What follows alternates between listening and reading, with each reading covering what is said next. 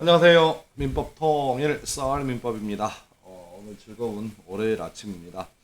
자, 이번 시간은 의사표시의 네 번째인 사기 또는 강박에 의한 의사표시를 정리해 보도록 해볼게요. 오늘 수업 가기 전에 아침에 간밤에 비가 좀 많이 온 듯해요.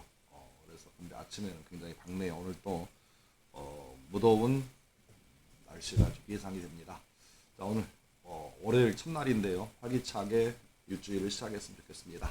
자, 사기 또는 강박에 의한 의사표시 시작합니다. 자, 우리가 다시 한번 복습을 좀 해보면 의사표시에 관련된 규정이 107조, 108조, 109조, 110조인데 항상 기본이에요. 항상 판례는 맞추실 거예요. 근데 항상 기본적인 것을 물어보면 기본은 알고 가죠. 주로 출제자들이 좋아하는 것이 이런 것이다. 자, 107조 진위 아닌 의사표시는 진위와 표시가 불일치함을 알면서 의사를 표시하는 것을 진위 아닌 의사표시라고 부른다. 통정한 허위의 의사표시는 역시 마찬가지로 진위와 표시가 일치하지 아니함을 알면서 의사표시를 하지만 상대방과 통정이 있느냐에 따라서 통정이 없다면 진위 아닌 의사표시라 부르고 통정했다면 통정한 허위표시라고 부른다. 뜻은 그렇게 정리하시면 좋겠고, 자, 착오에 의한 의사표시는 이렇게 정리했습니다. 착오라고 하는 것은 표자의 진위와 표시가 일치하지 아니함을 표자가 알면서 모르면서, 이제는 연습되셨죠? 모르면서 의사를 표시하는 것을 착오라고 부른다. 그래서 알면서 하는 것을 진위 아닌 의사표시라 부르고 모르면서 하는 것을 착오라고 부릅니다. 다시 한번 좀 정리하시면 되겠고, 자, 이에 비해서 이번 시간에 배우는 사기 또는 강박의 특징이 뭐냐? 그래서 사기 또는 강박에 의한 의사표시는 표자의 진위와 표시가 뭐한다? 일치한다. 일치한다. 그래서 착오까지는 불일치라고 부르지만 사기 또는 강박은 진위와 표시가 일치하는데 그 특징이 있다. 여기서 팁입니다. 우리가 그래도 민법을 공부하는 여러분의 입장에서 진위와 표시가 불일치하는 것을 우리가 무엇이라 부르느냐라고 했을 때 이것을 의사표시의 흠 이렇게 정리했습니다. 그렇죠? 의사표시의 흠이다. 그렇죠? 이에 비해서 진위와 표시가 일치하긴 하지만 그 진위가 뭔가 좀 이상해요. 그러니까 사기 또는 강박에 의한 의사표시의 특징이 좀 이해가 안 되는 게 뭐냐면, 사기를 당했어. 강박을 당했어. 그런데 진위와 표시가 일치한데 이게 말이 안 되는 거야. 지금 처음 민법을 하시는 분들은. 근데 요 진위가 속마음이요, 뭔가 좀 이상해요. 즉 진실이 아님에도 불구하고 그걸 진실로 믿고 있는 거야. 우리가 수업 시간에 제가 항상 하는 얘기, 예를 들은 것처럼 우리는 저도 마찬가지입니다만은 여러분도 마찬가지일 거예요. 실은 그게 진실이 아니야. 진실이 아님에도 여러분은 그걸 진실로 믿고 있습니다. 그렇죠? 진실을 진실로 믿는 것은 문제가 안 돼. 근데 진실이 아님에도 불구하고 진실로 믿고서 행동하는 것이 문제라는 거죠. 그렇죠? 그래서 우리가 이것을 민법에서 무엇이라고 부르냐? 이것을 우리가 하자라고 부른다. 그래서 자, 이제 하고 싶은 얘기는 사기나 강박에 의한 의사표시를 다른 말로 표현하면 하자에 있는 의사표시라 부른다. 선생님, 나는 도대체 네가 사기나 강박에 의한 의사표시가 진위와 표시가 일치한다고 하는데 보여주세요. 예, 보여드리겠습니다. 친절한 신재씨, 왜 이렇게 사기 또는 강박에 의한 의사표시가 진위와 표시가 일치하는지를 지금부터 보여드립니다. 자, 하자 있는 의사표시 중에서 강박이라는 얘기를 한번 해볼까요? 자, 그래서 자, 집을 하나 가지고 있는 갑이 있습니다. 갑이 있습니다. 그런데 을이 집주인을 강박, 협박합니다. 도장 찍어라. 도장 찍어. 집 나한테 줘. 라고 도장 찍어. 그렇지 않으면 너를 죽이겠다고 합니다. 의자에 묶어놓고, 수업시간에 그랬죠. 의자에 묶어놓고, 야, 도장 찍어. 아니면 죽이겠다라고 강박하니까 갑이란 사람이 생각을 합니다. 도장을 안 찍고 죽을 것이냐. 아침부터 뭐 가게 갑니까? 두 번째는 도장을 찍고 살 것이냐 고민하는 거예요 지금. 그래서 상대방의 태도가 살벌해. 그래서 이 자리에서 도장을 안 찍으면 죽을 것 같고, 도장을 찍자니 살긴 사는데 땅은 뺏기고 집은 뺏기는 거죠. 고민합니다. 그래서 갑이 어쩔 수 없이 땅을 줍니다. 여기서 그러면 우리가 진이 아닌 의사표시에서 진이의 뜻 기억나세요? 진이라고 하는 것은 표자가 진정으로 바라는 것을 뜻하는 것이 아니라 표자가 하고자 하는 특정한 내용의 의사표시를 진이라고 부른다. 그래서 자 한번 들어보세요. 여기서 갑의 진이는 뭘까요? 갑의 진이는 자 안 찍고 안 죽는 것, 도장고 안 찍고 안 주는 것, 이게 진이야. 그럼 죽는 거죠. 그렇죠? 죽는 거지. 두 번째, 어쩔 수 없이 주는 것이냐. 그래서 우리가 자 안 찍고 안 죽는 것, 요게 뭐냐면 표자가 진정으로 마음속에서 바라는 거죠. 안 찍고 안 주고 사는 거잖아. 요게 표자가 진짜 진정으로 마음속에서 바라는 상황이다. 근데 이에 비해서 지금 아깝긴 하지만 살려면 줘야 된다. 내가 지금 현 상황에서 묶여있는 상황에서 할 수 있는 최선이 뭐냐. 안 주면 도장 안 찍으면 죽는 거야. 그러니까 당시의 상황에서 최선이라고 판단해서 정리할 수 있습니다. 그러면 빨간색 정리. 우리가 진이 아닌 의사표시에서 진이라고 하는 것은 표자가 진정으로 마음속에서 바라는 상황을 뜻하는 것이 아니라 특정한 내용의 의사표시를 하는 것을 진이라고 부른다. 그래서 우리가 수업 시간에 당시의 상황에서 최선이라 판단한 게 이게 진이라고 그랬어. 그러면 지금 갑은 진이가 있는 거예요. 그렇죠? 아니 선생님, 여기서 갑의 진이는 도장 안 찍고 안 주는 겁니다 라고 하시면 답답하다고. 다시 우리 민법적인 진이는 마음속에서 바라는 상황 하는 것이 아니라 현재 내가 처해 있는 상황에서 할 수 있는 최선이 뭐냐, 이게 진이라고요. 그래서 강박의 특징은 우리가 수업 시간에 자 갑니다. 강박에 의한 의사표시는 진위와 표시가 일치한다고요. 그래서 이렇게 정의했으면 진위와 표시가 일치하는 거예요. 그렇죠? 자, 그림 보여드렸죠? 사기 보여드릴까? 사기? 자, 사기 갑니다. 사기. 그리 지우시고. 자, 의리. 뭘 지우냐면, 뭐죠? 집이 없다고 보세요. 집이 없다고. 자, 의리. 1,000원짜리 물건을요, 이 원가가 10,000원이다라고 하면 사기를 칩니다. 실은 원가가 1,000원인데 10,000원짜리라고 사기를 쳐요. 그래서 사기당한 갑이 차고에 빠집니다. 차고에 빠져가지고 그 물건을 10,000원인 줄 알고 사는 거예요. 그러면 잠깐만, 여기서 문제. 갑은 그 물건의 값어치를 얼마나 알고 있을까요? 10,000원을 알고 있는 거예요 지금. 그러면 갑은 자식대로 표현할게요. 평생 자기가 1,000원짜리 물건을 10,000원 주고 사는 사실 알까? 몰라. 나중에 우연히 그런 사실을 접했다면 알 수 있겠지만 우리는 대부분 사기를 당했다는 얘기는 결과적으로 얘기하면 사기를 당한 것도 몰라요. 죽을 때까지 몰라. 죽을 때까지. 그렇죠? 여러분도 많이 당하셨잖아요. 그렇죠? 웃자고 아침부터 웃자고. 이런 얘기하면 또 안 되겠다. 또 안티 생기겠다. 자, 참았습니다. 자, 그래서 요게 사기의 특징이다. 그러면 갑의 속마음은 1,000원짜리, 10,000원짜리 물건을 10,000원 주고 산 거예요. 1,000원짜리 물건인 줄 알면서 누가 10,000원 주고 사냐고요. 그런 사람 없어. 그 물건을 10,000원짜리 물건이라고 착각해가지고 지금 10,000원에 산 거야. 그러니까 갑의 진위와 표시 일치하지만 뭔가 이상하잖아. 하도 사기를 당해서 그걸 진실로 믿은 거예요 지금. 그렇죠? 얘기. 그래서 그런 맥락에서 정리한다. 그래서 판례에 갑니다. 사기에 의한 의사표시란 타인의 기망행위로 착오에 빠지게 있는 결과. 노란색 기억하세요? 노란색. 의사와 표시에 불일치는 있을 수 없대요. 그러면 의사와 표시에 불일치는 없다는 얘기는 의사와 표시가 일치한다는 얘기입니다. 의사와 표시가 일치한다는 얘기입니다. 뭔 얘기인지 이해하셨죠? 아침부터 요즘 계약은 안 되는데 전화가 이렇게 아침부터 옵니다. 자, 사기에 의한 의사표시란 진위와 표시에 불일치는 없습니다. 불일치는 없어요. 네, 거기까지 좀 정리하시면 좋겠습니다. 자, 이제 사기가 성립하기 위한 요건.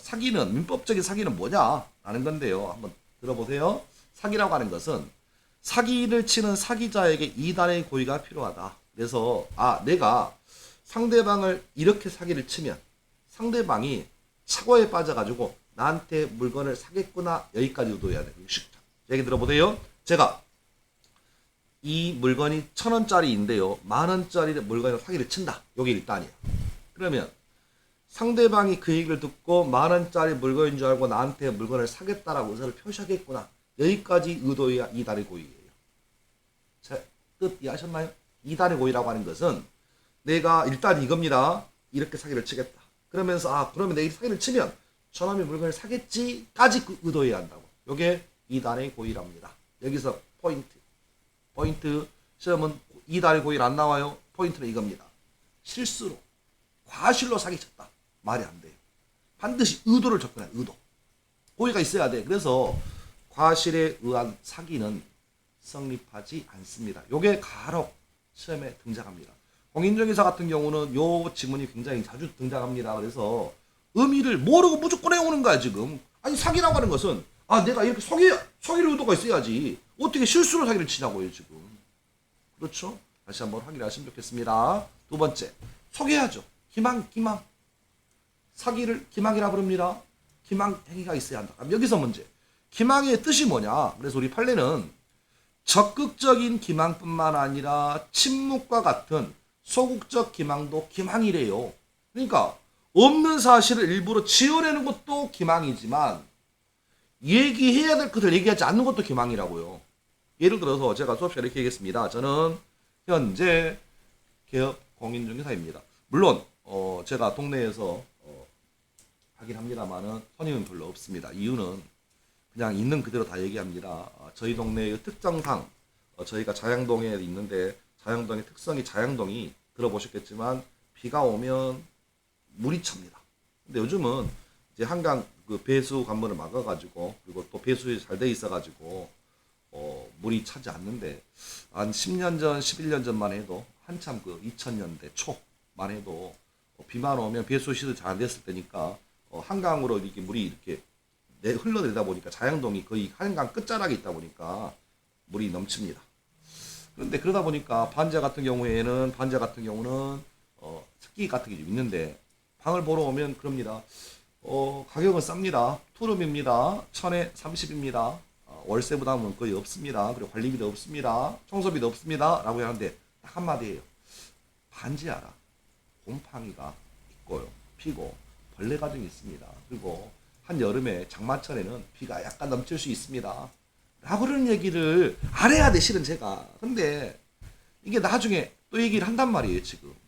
그래서 물론 공인중개사법에 의하면 고지의무가 있긴 합니다만은 그런 것처럼. 근데 대부분 현업에 계시는 저희 동네 우리 그 같은 업종에 계시는 분들은 얘기를 안 하시는 것 같더라고요. 근데 그래서 손님이 이렇게 많이 없습니다. 근데 그걸 믿고 오시는 분도 계시긴 하죠. 왜? 있는 얘기를 그대로 하니까. 뭔 얘기했지? 예. 자, 뜻 이해하셨죠? 기망이라고 하는 것은 없는 사실을 있는 것처럼 꾸미는 것도 기망이지만 얘기해야 될 것을 얘기하지 않는 것도 기망이라고요. 얘기해야 될 것을 얘기하지 않는 것을 우리가 뭐라고 한다? 부작위에 의한 기망이라 부른다. 다른 말로 소극적 기망이라 부른다. 자, 여기서 문제입니다. 그러면 침묵과 같은 소극적 기망이 되기 위해서는 반드시 잘 보세요. 고지 의무가 있어야 돼. 고지해야 될 법률적인 의무, 고지해야 될 신의성실의 의무, 고지해야 될 조리상의 원칙이 있음에도 불구하고 고지하지 않는 것도 기망이 될 수 있대요. 됐나요? 그래서 들어보셨을 것 같아요. 아파트를 분양한 사람이 아파트 단지 인근에 쓰레기 매립장이 조성될 것이라는 사실을 알고 있었다면 신의성실의 원칙상 고지 의무 있다. 아파트를 분양한 사람이 인근 아파트에 공동묘지가 있다는 사실이 있는 사실인 것을 고지할 조리상의 의무가 있다. 그럼에도 불구하고 아파트를 분양하기 위해서 아파트 단지 인근에 쓰레기 매립장이 있는 사실을 묵비 고지하지 않았다. 공동묘지가 있는 사실을 묵비 고지하지 않았다면 이건 침묵에 의한 기망이랍니다. 됐나요? 여기까지 보시면 되겠고, 세 번째, 그 기망하는 것이 법을 어겨야 합니다. 그렇죠? 고지 의무 있는 사람이 고지하지 않는 것 자체가 위법이에요. 그렇죠?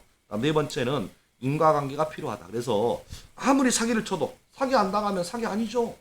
그렇죠? 근데 귀가 팔랑귀, 저처럼 귀가 팔랑귀, 그렇죠? 그래서 그 귀가 워낙 얇아가지고 주식 누가 친구가 얘기하면 홀랑합니다. 근데 친구는 저한테 얘기하고 빠져나간 거야 이 새끼가.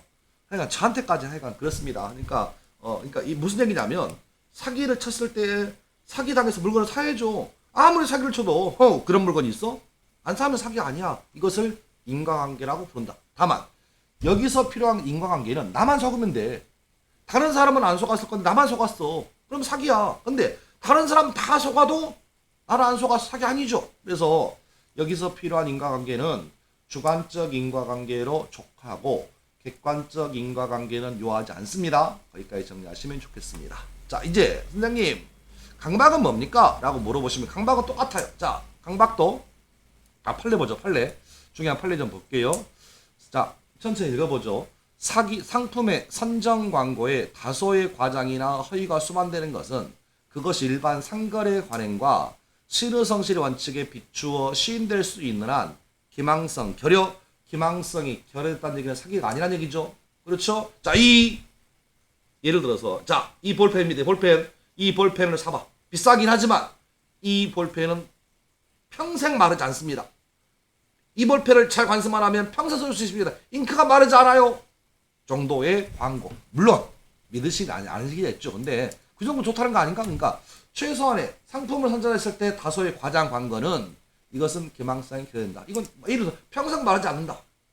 물론 어떻게 보면 시느 측에 비추어 비난받을 정도지만 다소의 과장 광고는 기망이 아니다. 다만 두 번째, 거래에 있어서 중요한 상에 관하여 구체적 사실을 신의 성실의 의미에 비추어 비난받을 정도의 방법으로 허위로 고지했다. 없는 사실을 전한 거야 지금. 물론 평생 말하지 않습니다. 이것도 어찌 보면 그러니까 이게 굉장히 물론 실무 들어가가지고 이제 판사 앞에 가서 이것이 보통의 과장 광고냐 아니면 없는 사실을 지어낸 허위 고지냐라는 것에 대해서는 판단이 되겠습니다만은 우리는 그 수험생 입장이니까 다소의 과장 광고는 기망이 아니지만 신의 성실에 비춰봤을 때 비난에 받을 방법의 허위 고지라면 기망 사기가 될 수 있습니다. 기억하시면 좋겠고. 자, 그 다음 상가를 분양하면서 그곳에 첨단 오락타운을 조성하고 전문 경영인에 의하여 위탁 경영을 통하여 일정 수익을 보장한다는 취지의 광고했습니다. 쉽게 표현하면 우리가 길거리 다니시다 보면 전봇대 이렇게 붙어 있죠. 예를 들어서 건대, 의류, 로데오 타운 조성. 분양가 3억. 가서 보니까 3편이야. 근데 문제는 분양가 3억인데 뭐라 하냐면 자, 계약금 3천만 원만 입금하시면 나머지는 대출로 처리하겠습니다. 그러면서 뭐라 하냐면 계약금 3천만 원만 입금하시면 1년 수익을 8% 보장하기 때. 당구장 표시. 위 상가는 미국 MBA 아이비리그 대학을 나온 경영 전문인에 의해서 운영되고 있으니까 8% 수익 보장해 드리겠습니다. 라고 이렇게 광고를 하다는 거야. 그래서 3천 투자하면 요즘은 8%도 그렇게 높은 금리는 아니죠. 은행 금리가 많이 높아져가지고. 근데 8% 그래 은행보다 낫겠네 라고 하면서 넣은 거죠. 근데 이게 뭐야? 가서 보니까 요즘 상가 분양 잘 안 돼요. 왜냐하면 너무 상가가 많이 생겼어. 그래서 가서 보니까 그래 투자했는데 수익이 임대도 안 될 뿐만 임대가 또 됐다고 되더라도 수익이 연 2%밖에 안 나와요. 요즘 상가는 통상적으로 이렇게 해보면 3% 나오는 상가 거의 없습니다. 거의 1점 몇 프로 나오고 2% 나오고 어쨌든 간에 그렇습니다. 이렇게 8%대를 보장한다고 상가를 분양받는데 가서 보니까 막상 보니까 2%밖에 안 나와. 이랬을 때 그 상가 분양 계약을 착오를 이유로 아니면 사기당했다는 것을 이유로 취소할 수 있겠느냐 그 얘기입니다. 판례 이렇게 얘기합니다. 상가를 분양하면서 그곳에 첨단 오락타운을 조성하고 전문 경영인에 의한 위탁 경영을 통하여 일정 수익을 보장한다는 취지의 광고를 하였다고 하여 이로써 상대방을 기망하여 분양계약을 체결하게 하였다거나 상대방의 계약 내용이 중요한 부분에 관하여 착오를 일으켜 분양계약을 체결하게 된 것이라고 볼 수 없다. 그러면 기망도 없으며 착오도 없는 거죠. 그럼 따라서 그 상가 분양계약을 기망을 이유로 취소할 수 없고 착오를 이유로 취소할 수 없습니다. 됐습니까? 이렇게 되어 있고. 자, 하나 판례 더 보죠.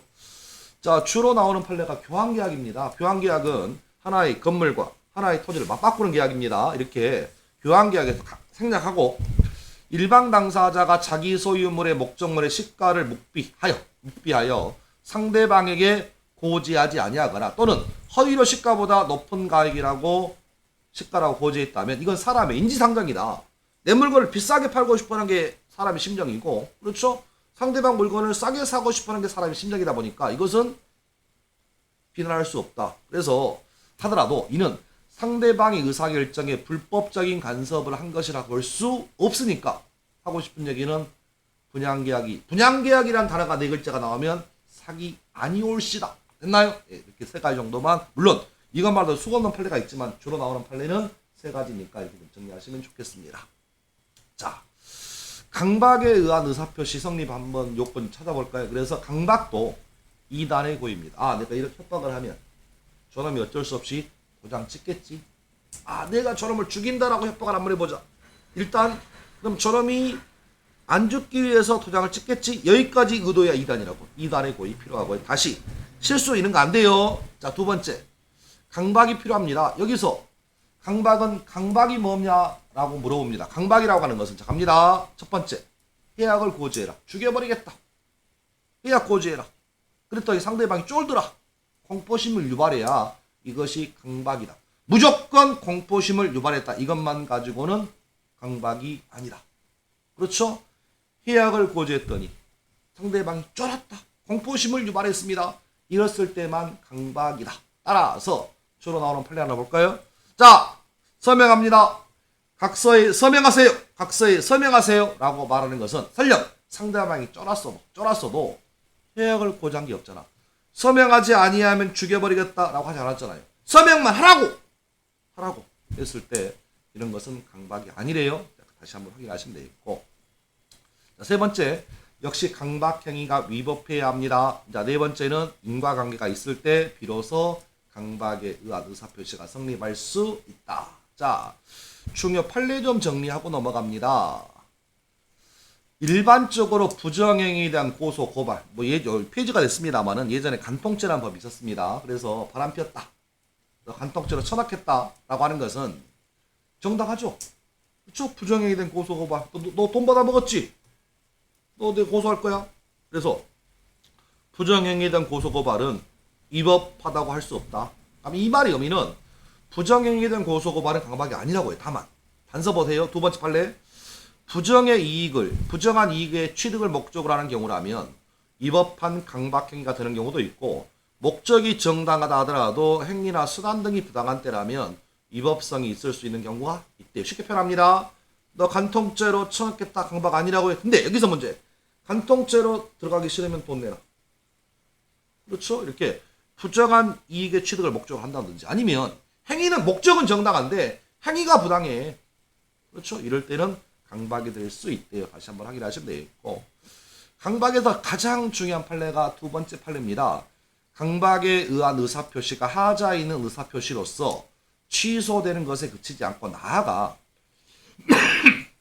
무효가 되기 위해서는 강박의 정도가 단순한 불법적 해악의 고지로 상대방으로 하여금 공포를 느끼도록 하는 정도가 아니고, 의사표시자로 하여금 의사결정을 스스로 할 수 있는 여지를 완전히 박탈한 상태에서 의사표시가 이루어져 단지 법률행위 외형만이 만들어진 것에 불과한 정도라면 이때는 무효래요. 다시 한번 정리. 우리가 103조 얘기할 때 법률행위가 성립하는 과정에서 강박이라는 불법적 방법이 사용된 데 불과하다면 의사표시 하자를 이유로 효력을 논할 수 있을지언정 처음부터 사회질서 법률행위라고 볼 수 없죠. 근데 더 나아가서 우리 판례는 뭐라고 하냐면, 원래 강박은 무효가 아니라 취소 사유인데 강박이 너무 심해서 의사결정의 자유를 완전히 박탈된 상태라면 그때는 취소를 넘어서 무효래요. 그럼 정리. 원칙적으로 강박에 의한 의사표시는 취소할 수 있지만 강박이 처음부터 무효가 되는 경우도 있다. 어느 경우에? 노란색 읽어보세요. 의사결정을 스스로 할 수 있는 여지를 완전히 박탈했다. 완전히 멘붕 왔다고요. 백지가 하얘. 너무 협박을 당했더니 앞이 안 보여. 내가 뭔 짓을 하는지도 모르겠어. 이럴 때라면 그때는 뭐라고요? 무효라고. 자, 제 얘기 한번 들어보세요. 너 도장 찍어. 안 찍으면 죽일 거야. 피강박자, 강박당한 사람이 생각합니다. 고민합니다. 아, 내가 여기서 도장을 안 찍으면 죽겠구나. 도장을 찍어야겠다. 이건 무효가 아니라고요. 이건 취소라고요. 근데 그렇게 얘기했더니 아, 죽어. 멘붕 온 거야, 멘붕 온 거야. 그래서 그다음부터 멘붕 와가지고 뭘 하는지 몰라. 그리고 죽었어. 그때는 의사결정의 차이를 완전히 박탈했으니까 그때는 그 증여는 무효라고요. 됐죠? 여기까지 보시면 되겠습니다. 자, 사기 또는 강박에 의한 의사사표 시인은 지금까지 판례를 봤고요. 이제 제일 중요한 게 법조항입니다. 법조항. 제가 통정, 착오, 진위 아닌 의사사표 시는 판례에 설명하기 전에 미리 법조항을 보여드렸어요. 근데 사기 또는 강박은 판례를 먼저 보여드리고 법조항을 나중에 보여드리는 이유가 있어. 왜냐하면 사기 또는 강박은 법조항에서만 나오니까. 그래서 자, 1항 갑니다. 사기나 강박에 의한 의사표시는 일단은 유효하지만 취소할 수 있다. 자, 2항 갑니다.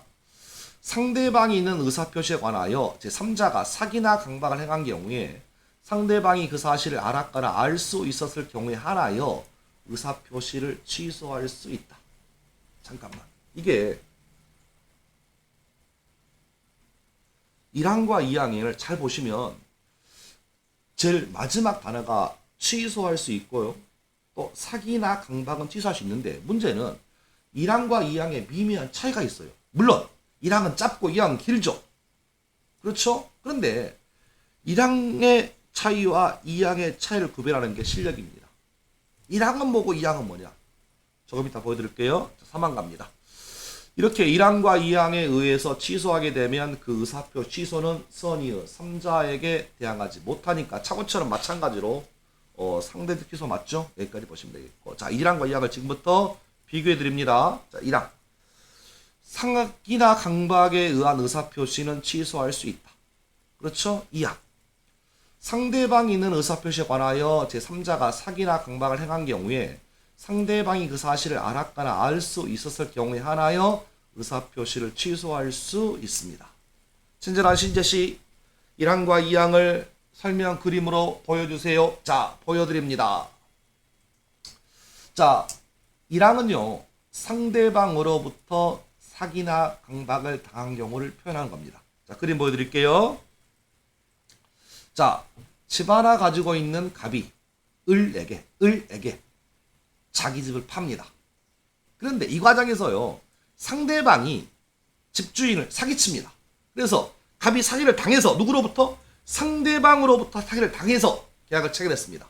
이랬을 때 갑의 이름은 사기당했으니까 사기당해서 의사를 표시했으니까 표유자고 사기친 놈이 을이죠. 이런 경우는 사기당했으면 그렇게 계약을 체결했으면 사기를 친 놈하고 체결한 계약은 언제든지 취소할 수 있다. 요 얘기가 1항 얘기예요. 즉 1항은 표현은 되어 있지 않지만 상대방으로부터 사기나 강박을 당한 경우라면 상대방을 보호할 필요가 없잖아요. 그러니까 언제든지 취소할 수 있다.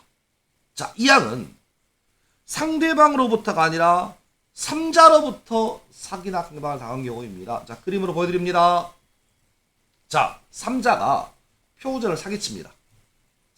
그래서 사기당해가지고 표우자가요, 을과 계약을 합니다. 자기 집을 상대방과. 그러면 이런 경우에 사기를 당한 갑은 을과 맺은 요 매매 계약을 언제든지는 취소할 수 없어요. 왜냐하면 상대방은 현재 나의 매도인이 집 파는 놈이 사기당한 사실을 모르잖아.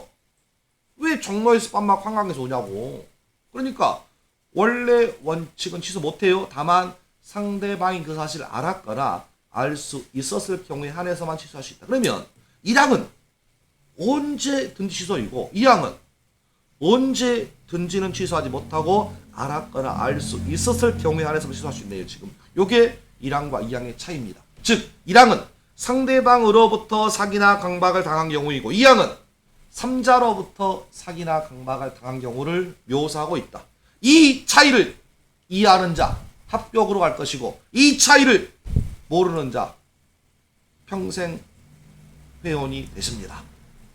헐, 예, 됐습니다. 아침부터 평생 회원 죄송합니다. 자, 그래서 1항은 상대방으로부터 사기나 강박이고 2항은 3자로부터 사기나 강박인데 여기서 문제. 3자가 도대체 누굽니까? 또 물어봅니다. 관심도 없는데. 자, 그래서 방금 했던 얘기처럼 원칙은 취소하지 못하지만 예외적으로 상대방이 그 사실을 알았거나 알 수 있었을 경우에 한해서는 취소할 수 있는데, 자, 여기서 3자가 누구냐? 그래서 우리 판례는 워낙 중요합니다. 워낙 중요합니다. 특히 공인중개사 수험생 여러분은 반드시 이 지문 기억하셔야 돼. 사기나 강박이 나오면 이게 답이더라고요. 질문을 보니까 상대방의 대리인 등 상대방과 동일시할 수 있는 자는 3자가 아니래요. 3자가 아니니까 상대방으로 봐야 돼. 그래서 친절한 신재씨 또 이건 뭔 얘기입니까? 그림으로 보여드립니다. 자, 집 하나 가지고 있는 본인이요, 대리인에게 자기 집을 팔아달라고 대리권을 수여했습니다. 그랬더니 대리인께서 상대방한테 가서 팝니다. 매매계약을 체결합니다. 그런데 여기서 의혹이 앞섰던지 매매계약을 체결하는 과정에서 대리인이요, 집 산 매수인 상대방을 사기칩니다. 그래서 상대방 매수인이 사기당해가지고 본인의 집을 산 거예요. 됐나요? 이랬을 때 이제 요건 대리 관련 파트에서 용어 정리. 본인, 대리인, 상대방인데, 자, 이것을 우리가 사기당 강박으로 바꿔버리면, 자, 잘 보셔봐.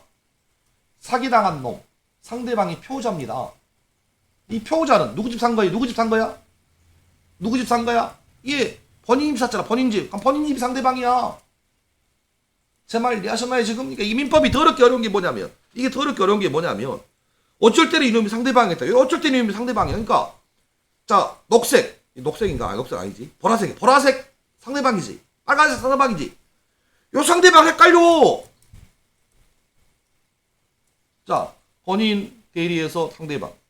근데 상대방이 사기당했잖아. 그럼 상대방이 사기당했으니까 상대방이 피해자지. 누구 집 산 거예요? 본인이 샀잖아. 본인이 상대방이잖아. 그럼 이랬을 때 여기 사기친 놈, 사기친 놈 대리인 있잖아. 여기 사기친 놈이 3자냐? 3자가 아니야, 그 얘기야. 그래서 우리 판례, 자, 보셔봐. 사기친 놈하고 본인, 상대방을 같은 놈으로 볼 수 있느냐? 아니면 다른 놈이냐? 라고 했을 때 여러분 생각에는 본인과 대리인 같은 놈, 다른 놈. 예, 당연히 같은 놈이지. 그래서 자, 위로 올라가서 초록색 상대방의 대리인 등 상대방과 동일시할 수 있는 자 3자 아닙니다. 그러니까 요 대리는 3자가 아니라고요.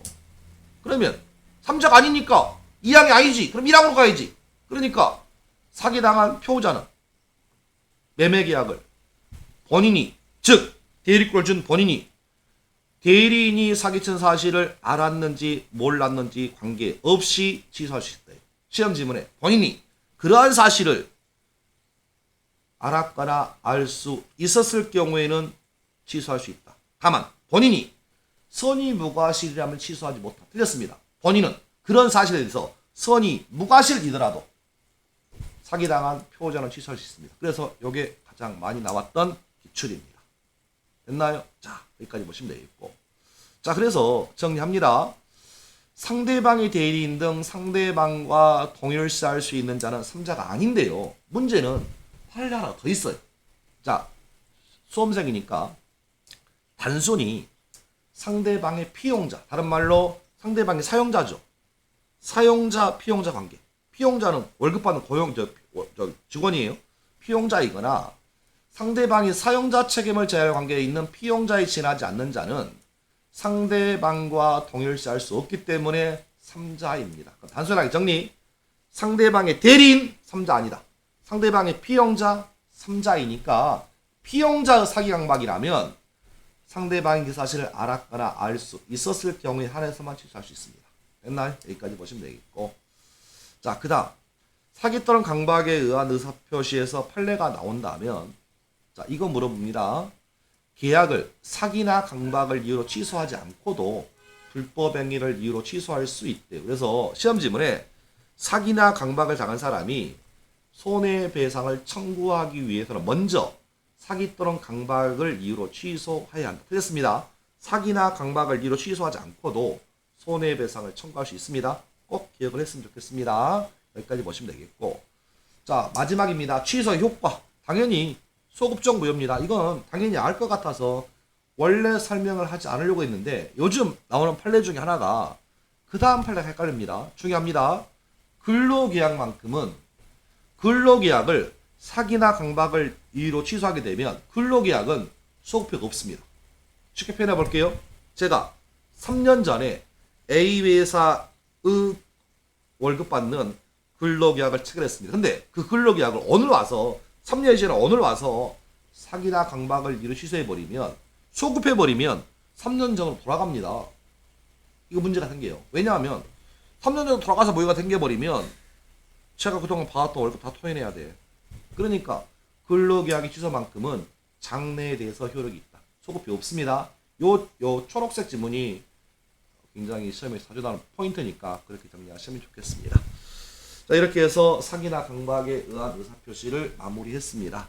그래서 즐거운 월요일, 이번 주도 좀 날씨가 벌써 월요일 아침인데 많이 더울 것 같아요.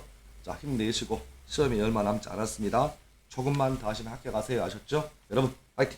감사합니다.